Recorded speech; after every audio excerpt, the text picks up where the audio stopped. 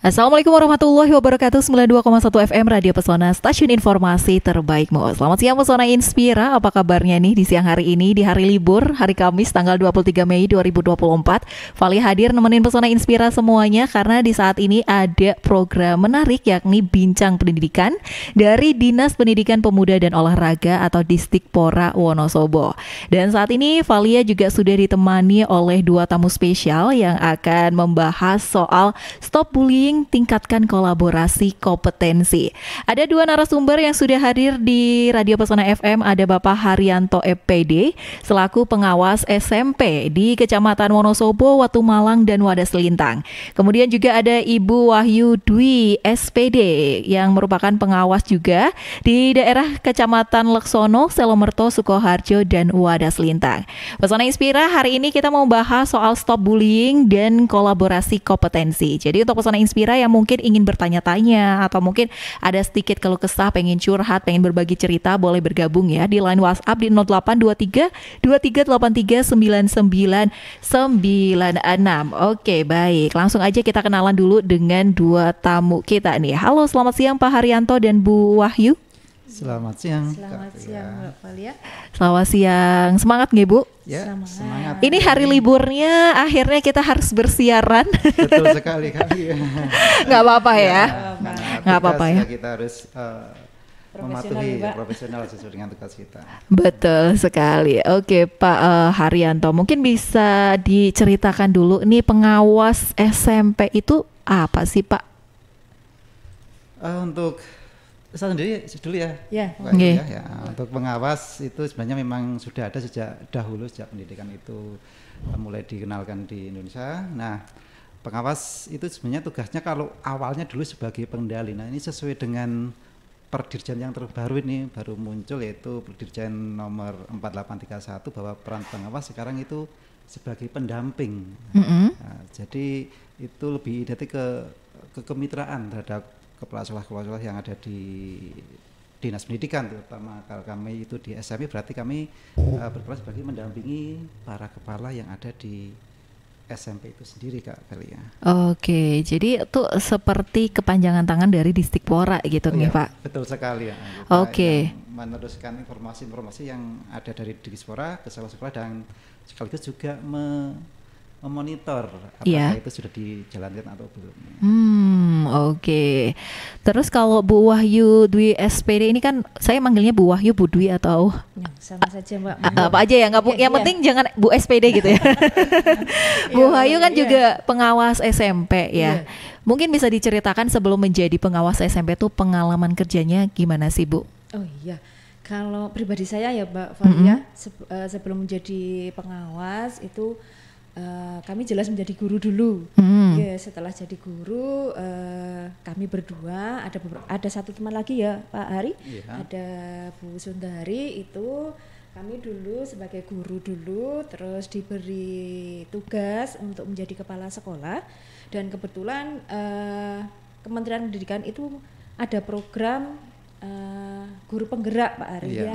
Jadi kita sebagai kepala sekolah juga harus mengikuti program guru penggerak. Oke. Nah, setelah lulus program guru penggerak, kami mendapatkan sertifikat. Terus kita ada nama-nama ya Pak, ada daftar nama kami itu dari kementerian untuk mengikuti ujian kompetensi sebagai pengawas Pak Walia. Oke. Jadi kami harus mengikuti program ujian kompetensi, dan setelah lulus ujian kompetensi kita juga ada ujian lagi ya Pak Ari, ada ujian wawancara dengan Distikpora, dan kemudian baru kita mendapatkan tugas sebagai pengawas. Oke, jadi untuk menjadi pengawas itu tidak semudah yang dibayangkan, nggak cuma langsung nunjuk gitu ya.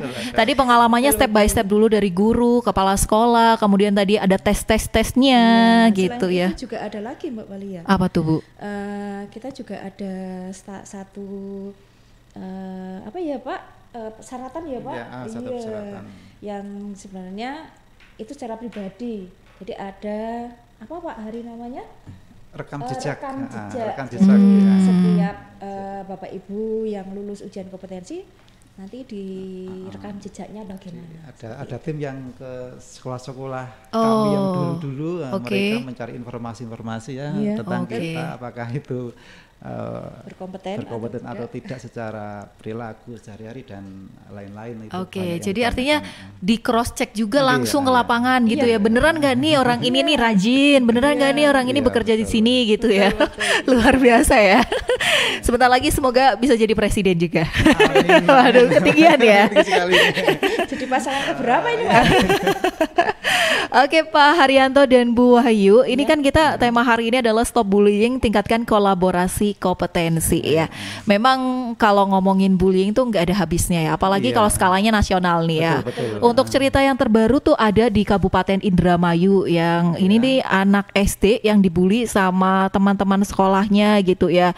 Dipojokin, terus ditendang, terus suruh buka baju kayak gitu. Kalau bayangin kan kita miris gitu ya Bu ya. Terus ada juga di sekolah swasta di daerah Serpong Jakarta yang di sekolah itu tuh ini di taraf SMA, sekolah itu kayak ada kelompoknya, ada kayak geng. Mau masuk geng itu kayak ada pelonconya, disundut rokok, terus kemudian dicekik, itu kan bentuk perundungan juga gitu ya. Kalau dari sudut pandang pengawas melihat pendidikan di Indonesia dulu nih kayak gimana? Mungkin Pak Haryanto dulu bisa memberikan komentarnya kalau di Indonesia dulu, nanti habis itu baru mengerucutkan kalau di Wonosobo seperti apa. Ya, terima kasih Mbak Valia. Ini memang betul sekali nih, kita sangat miris dengan berita yang ada di mana itu masih umur remaja, umur sekolah, dan ini memang dalam posisi dia sedang bersekolah dan terjadi peristiwa yang namanya bullying ya.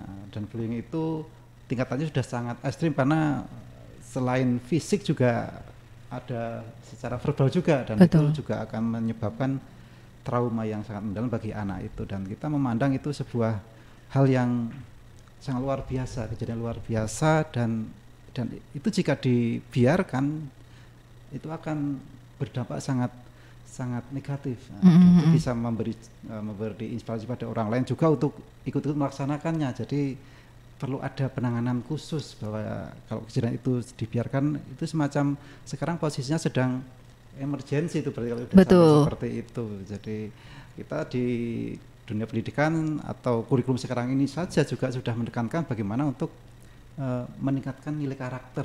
Bagaimana karakter anak-anak itu menjadi anak-anak yang berprofil Pancasila, itu yang sedang digagas oleh Kementerian.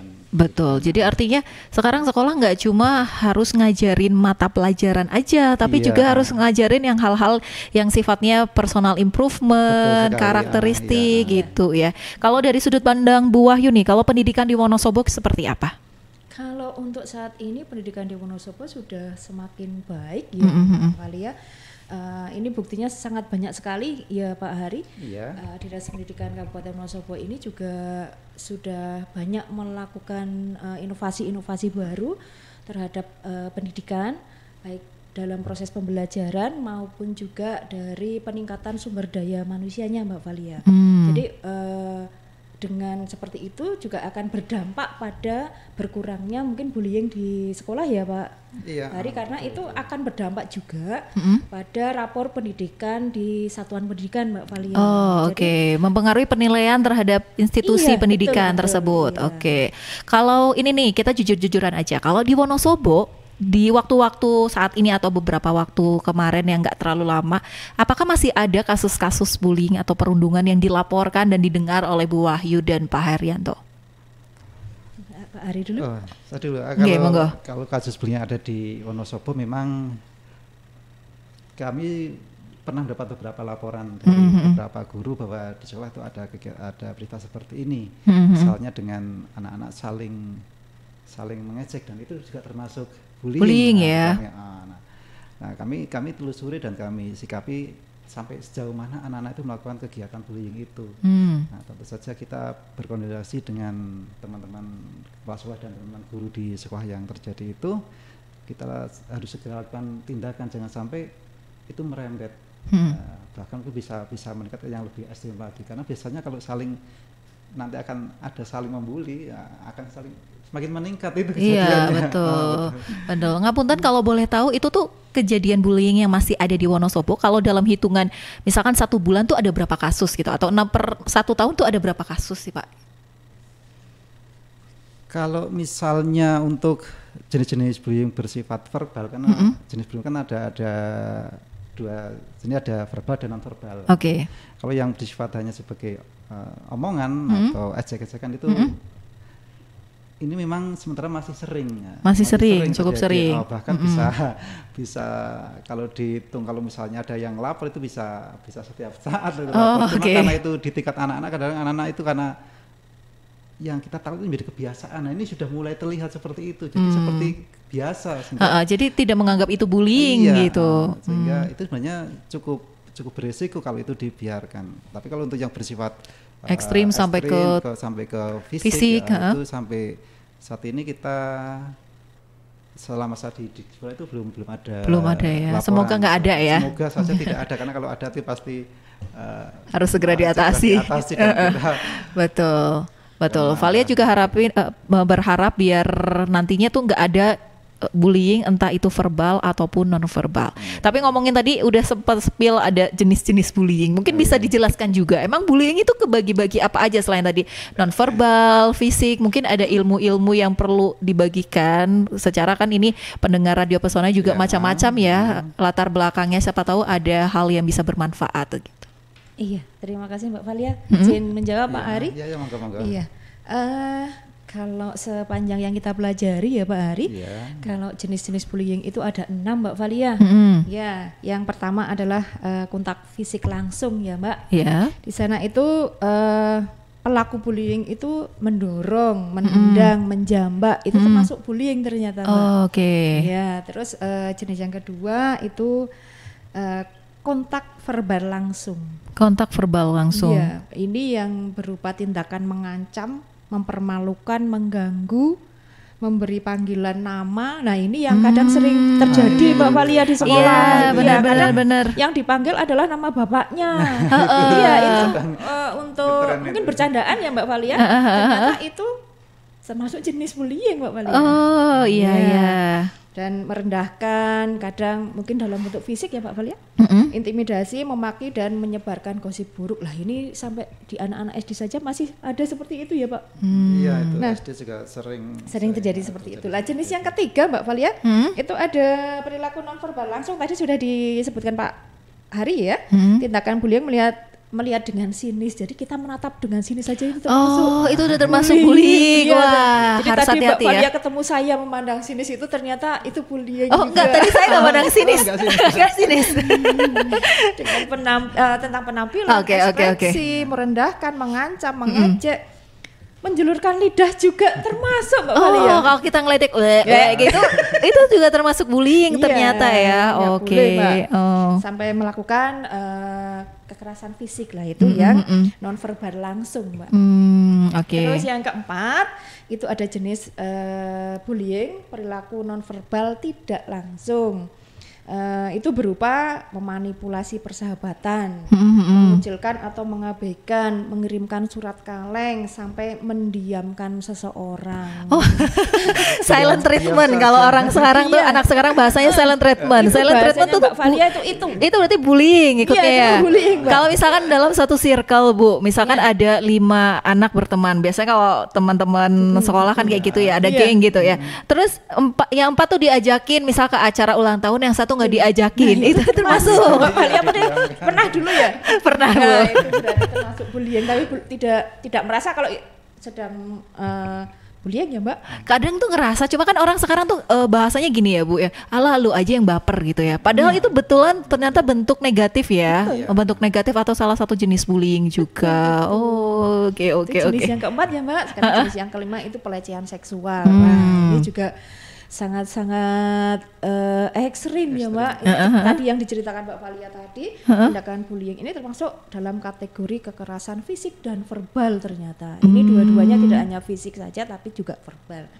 Dan juga karena dengan kemajuan IT itu ada jenis lagi Mbak, jenis bullying yang ke-6, cyberbullying. Ini nih yang netizen yang katanya kuat banget ini mempengaruhi hidup seseorang.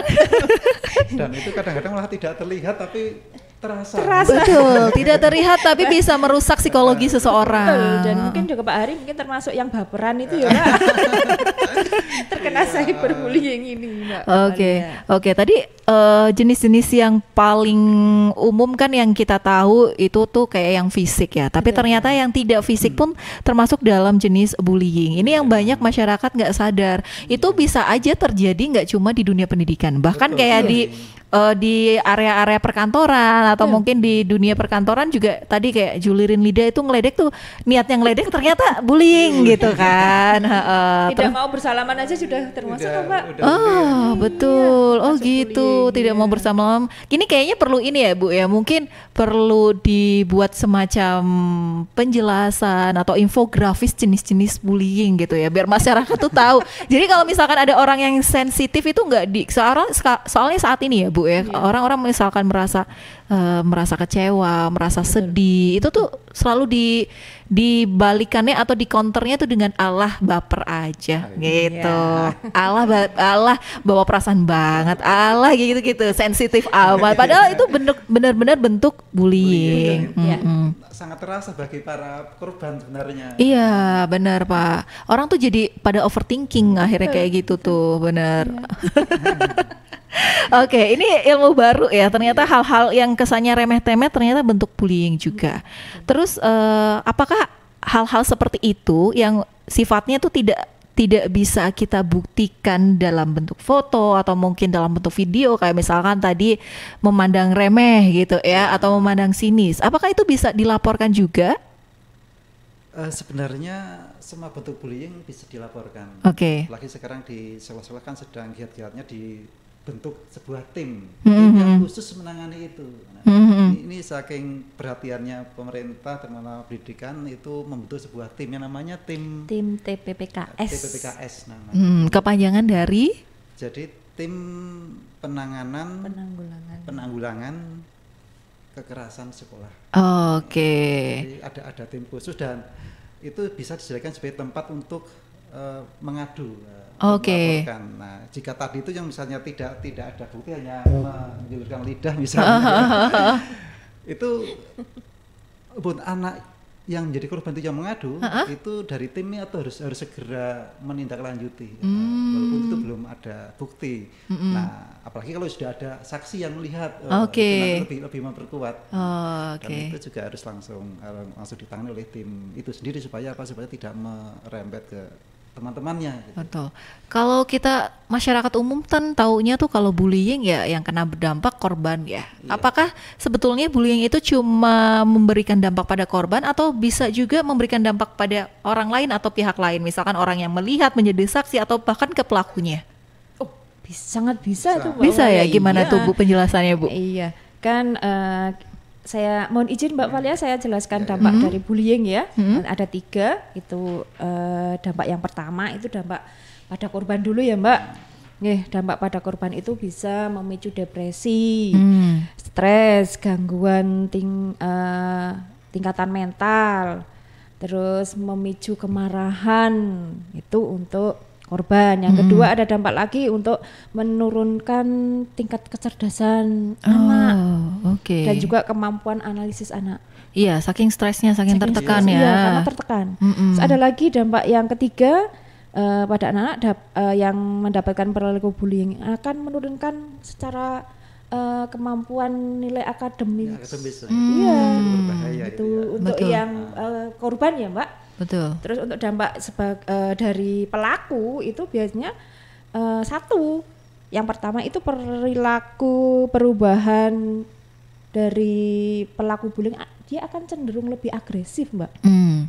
Iya, menyukai kekerasan, mudah marah, dan saya yakin di lingkungan dia di sekolah itu dia toleransinya juga sangat rendah. Mungkin kesannya kayak orang agresif, mudah marah itu kesannya kayak punya power. Kalau sekilas kayak kesannya punya power. Padahal itu efek buruknya adalah si anak tersebut yang menjadi pelaku tidak bisa mengontrol dirinya sendiri juga ya. Iya. Seperti gangguan emosi. Gangguan emosi. Selanjutnya ada dampak lain untuk pelaku Bu? Sangat banyak Mbak. Yang pertama kurang berempati dan lebih menyukai mendominasi orang lain. Jadi dia sering mendominasi sesuatu kepada orang lain. Terus pelaku merasa harga dirinya tinggi dan dia lebih percaya diri dari teman-temannya, Mbak. Gitu ya, Pak Ari ya? Iya. Kalau lebih percaya diri ini bisa dibilang dampak itu seperti apa, Bu ya? Karena setiap kita sedang memberikan kayak pelatihan ke teman-teman, ayo lebih percaya diri gitu kan. Tapi ini ternyata percaya diri juga sebagai bentuk dampak dari perilaku bullying gitu. Jadi ternyata nggak semua percaya diri itu hal positif gitu ya, tergantung dari asalnya begitu ya. Dari asalnya. Jadi kita juga melihat lingkungannya, kesehariannya anak ini. Gitu. Yang dampaknya yang keempat, Mbak, menyukai kekuasaan untuk merendahkan orang lain. Jadi pelaku ini biasanya ya suka menjelekkan teman-temannya, meremehkan ya. Meremehkan intinya. Oke, yang jelas sih yang paling kentara banget kalau kita jadi pelaku bullying, semoga jangan pernah menjadi pelaku bullying, adalah kita nggak akan punya teman. Ya Bu ya? Iya. Pastinya kan akan dimusuhi ya Bu ya? Tapi juga dia bisa membawa teman-temannya ya Pak? Oh, bisa menarik. Yang bahaya menarik ini teman-teman yang sebenarnya itu baik. Mempengaruhi gitu ya. Oke. Jadi memang harus benar-benar berhati-hati nih Bapak Ibu di rumah untuk mengawasi anak-anaknya di sekolah ya. Artinya ini bukan cuma tanggung jawab sekolah saja, tapi orang tua di rumah juga perlu mengawasi juga ya. Oke, baik. Ini makin seru ya ngobrolin soal bullying dan masih ada banyak lagi pertanyaan, tapi Valia dan Bu Wahyu serta Pak Haryanto akan kembali lagi setelah iklan berikut ini. Pesona Inspira masih bersama Valia dan tentunya program Bincang Pendidikan dari Dinas Pendidikan Pemuda dan Olahraga Distikpora Wonosobo. Dan saat ini Valia juga masih bersama Pak Haryanto MPD serta Bu Wahyu Dwi SPD selaku pengawas SMP. Saat ini topiknya menarik nih karena kita membahas soal stop bullying, tingkatkan kolaborasi kompetensi. Tadi sebelumnya sudah dijelaskan kalau ternyata bullying tuh ada jenis-jenisnya, ada tipe-tipenya. Dan sebelum kita beralih ke obrolan berikutnya, ternyata ada yang ngechat nih Bu Wahyu dan Pak Haryanto. Ada dari Ruli di Wonosobo Barat. Mau nanya Kak Valia, yang pertama, apakah di sekolah juga memantau cyberbullying? Mengingat anak zaman sekarang kan sangat identik dengan sosial media. Selanjutnya pertanyaan yang kedua adalah apa beda bullying zaman now dengan zaman dulu? Dulu sekolah tahun 2000-an kan poyok-poyokan bawa-bawa nama-nama ortu kayak udah biasa malah jadi guyon. Itu tuh bedanya gimana? Terima kasih. Oke, mungkin bisa dijawab dulu Bu. Iya, terima kasih Mbak Valia. Bisa jawab dulu ya Pak Ari. Monggo.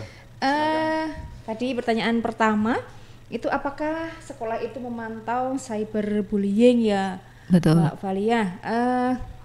Kalau di sekolah itu kami karena dengan kemajuan IT, anak-anak itu kan dalam proses pembelajaran kadang Bapak Ibu guru menggunakan HP ya Pak, sebagai sarana dan media untuk pembelajaran. Nah, untuk memantau biasanya Bapak Ibu wali kelas itu membuat grup dan Bapak Ibu wali kelas itu menyimpan nomor anak-anak di kelas. Jadi ketika mereka anak-anak ini membuat story atau melakukan sesuatu di media sosial, Bapak Ibu guru bisa ngecek ya Pak, dan langsung bisa diketahui. Dan juga tadi yang sudah disampaikan Pak Hari terkait dengan di sekolah ada tim penanganan kekerasan.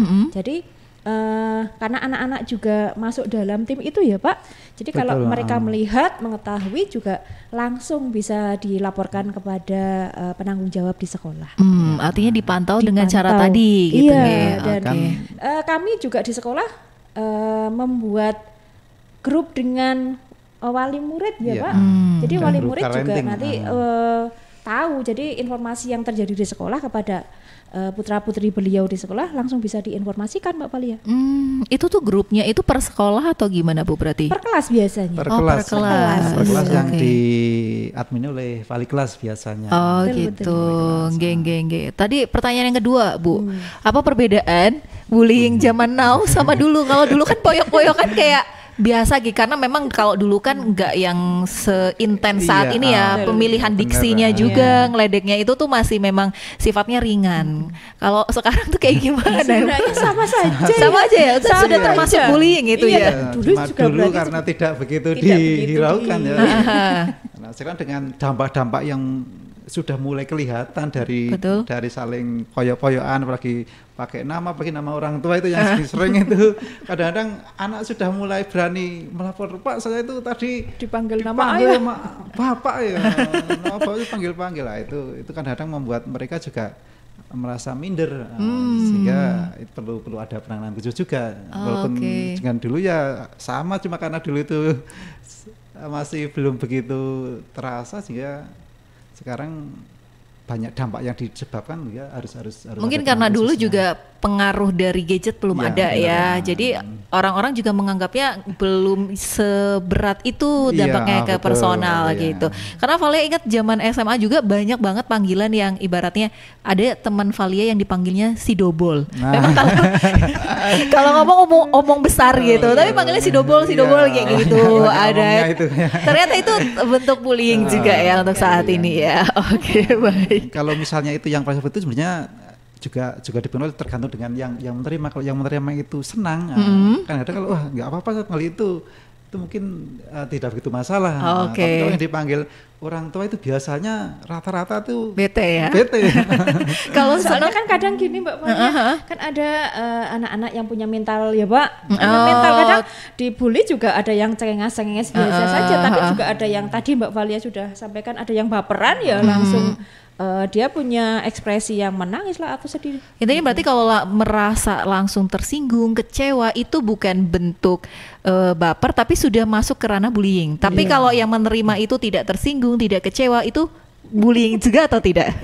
Iya, kategorinya bullying. Kategorinya bullying. Tergantung dari yang menerima juga ya Pak. Oke, baik.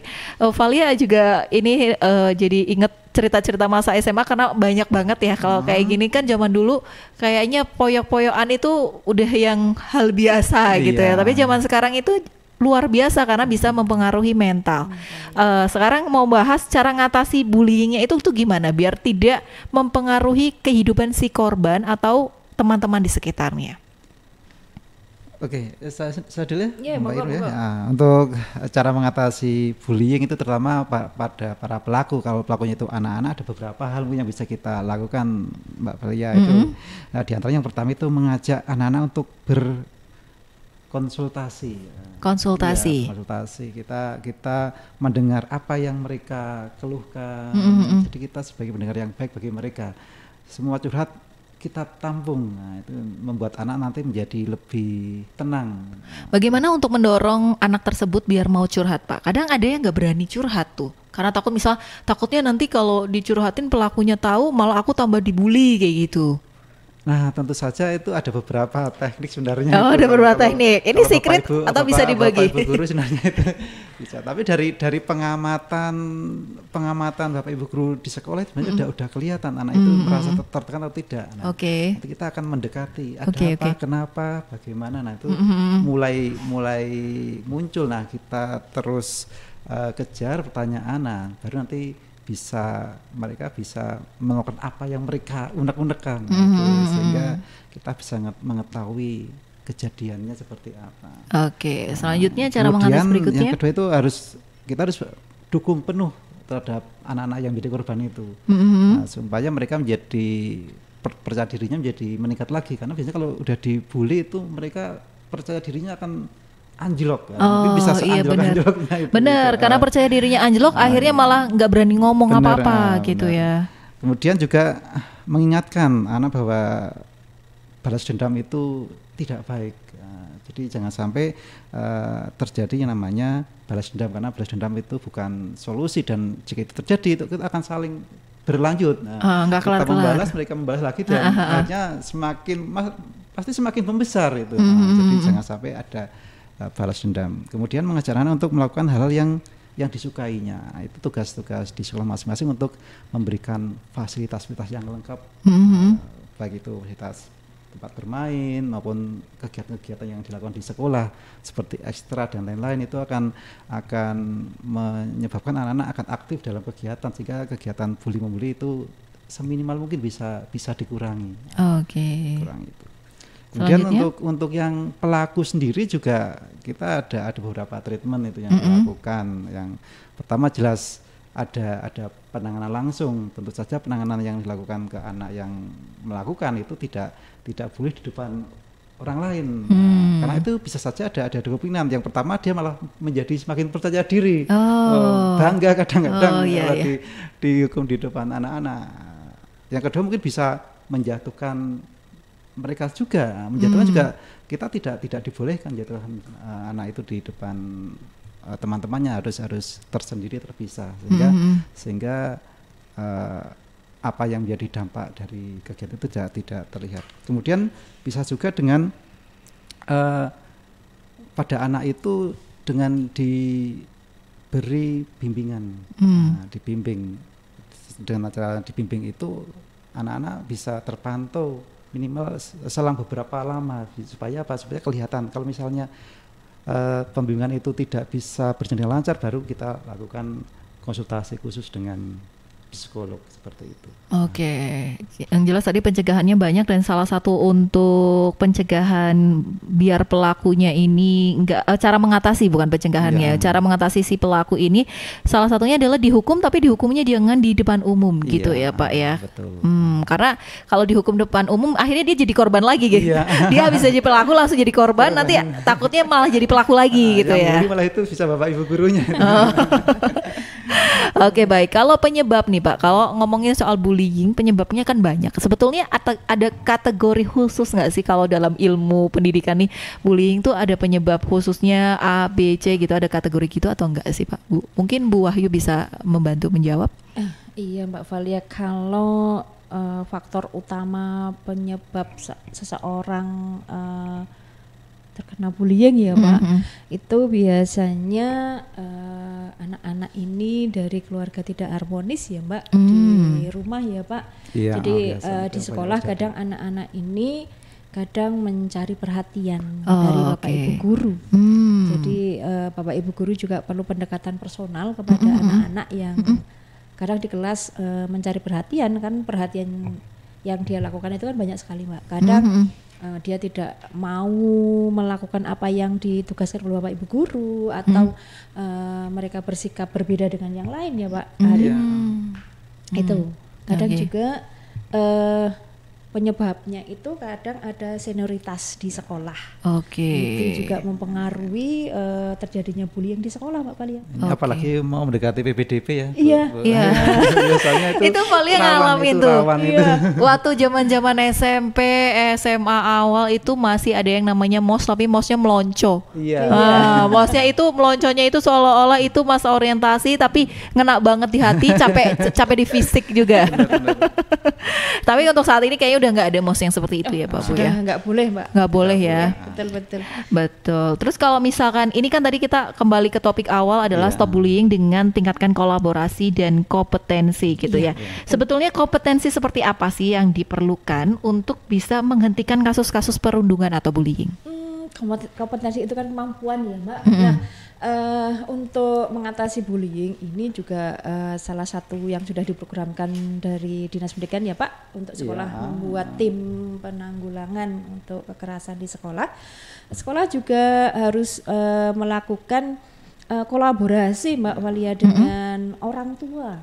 Jadi orang tua juga perlu diberikan ilmu-ilmu ya Pak terkait dengan bullying. Tidak hanya murid saja, orang tua tapi orang tua juga harus mengetahui ini, dan di tim untuk penanggulangan ini di sekolah itu malah banyak anggotanya malah dari orang tua atau komite sekolah Mbak Valia.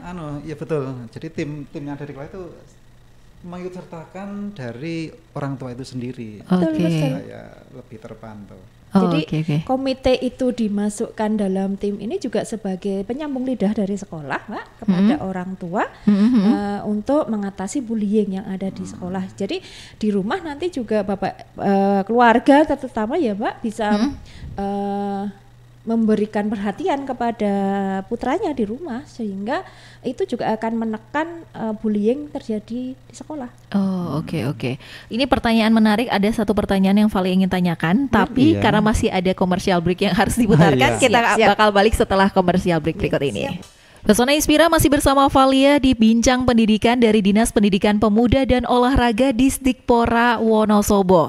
Dan saat ini kita punya topik Stop Bullying, Tingkatkan Kolaborasi Kompetensi bersama Bapak Haryanto MPD dan Ibu Wahyu Dwi SPD selaku pengawas SMP. Tentunya di wilayah Wonosobo. Dan tadi kita udah bahas tentang jenis-jenis bullying, cara mengatasinya, penyebabnya, dampaknya. Dan Valia nih penasaran, apakah ada pengalaman Bu Wahyu atau Pak Haryanto menyelesaikan permasalahan perundungan di Wonosobo yang paling berkesan yang nggak bisa dilupain saat ini? Mungkin bisa dibantu dijawab. Iya, terima kasih Mbak Valia. Kalau tadi pertanyaannya Mbak Valia mengatasi bullying di Wonosobo, kayaknya karena kami juga baru sebagai pengawas ya Mbak Valia, yang mungkin kita ceritanya ya di sekolah dulu ya Mbak, karena dulu Iya, waktu Oke. sekolah dulu. Oke. Iya, karena kita juga baru Mbak Valia. Jadi dulu pernah ketika kita berada di sekolah, masih berada di sekolah, menjadi guru maupun jadi kepala sekolah, pasti ada ya Pak Ari. Iya. Jadi ada kejadian-kejadian bullying yang dilakukan anak-anak. Nah, cara mengatasi kami ya dengan pendekatan personal Mbak Valia. Pendekatan personal dan pendampingan. Jadi itu yang kami lakukan untuk mengatasi itu. Juga kami juga bekerja sama dengan komite dan orang tua dalam mengatasi bullying di sekolah. Karena kalau hanya kami saja yang mendampingi anak, itu tidak akan pernah berhasil ya Mbak. Betul. Iya, Jadi iya. kita perlu juga berkolaborasi, kerjasama dengan komite dan orang tua. Itu waktu itu yang bikin berkesan atau susah dilupakan itu prosesnya atau apanya, Bu?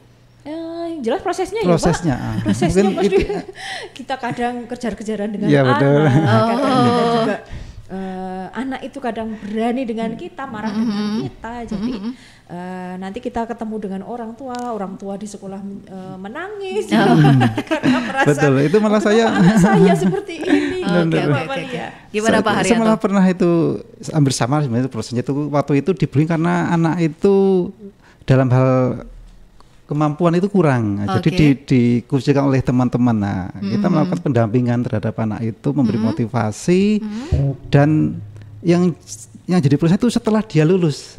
Setelah Setelah dia dia lulus lulus. dia malah Menjadi waktu berkesan. ketemu menjadi terkesan dan merasa sangat berterima kasih sekali. Nah, sampai Wah, sekarang masih sering berkontak ya. Sekarang Oke. sudah di mana? Bahkan dia sudah melanjutkan ke kuliah.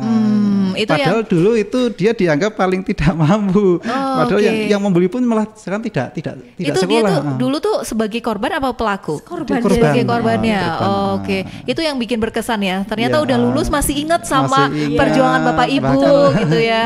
Dan kadang mereka juga bercerita ya Pak, Iya. Bu, kalau dulu kita tidak seperti ini, mungkin saya tidak akan menjadi Jadi sekarang seperti ini. Gitu. Kadang, Oke. kadang juga ada yang bercerita tentang seperti itu, Mbak Valia. Cerita-cerita seperti itu yang akhirnya menumbuhkan wah saya seneng nih di posisi Betul, ini gitu betul, ya, bisa betul. membantu banyak orang. Ketika sudah berhasil. Ketika sudah berhasil, saat berproses ya tetap termotivasi untuk Motivasi, membantu. benar. Selanjutnya nih, kira-kira ada harapan khusus nggak sih dengan adanya tadi kan untuk kolaborasi kompetensi ya, berharapnya ada kolaborasi kompetensi antara pihak sekolah, guru, juga dengan satuan pendidikan. Kira-kira ada harapan khusus nggak dengan kolaborasi kompetensi ini? Sebenarnya ada itu untuk harapan yang ingin kita sampaikan bahwasanya dengan kita menyetop bullying itu sendiri kita akan bisa meningkatkan kolaborasi, bahkan untuk menyetop untuk menghentikan bullying itu juga dengan cara kolaborasi.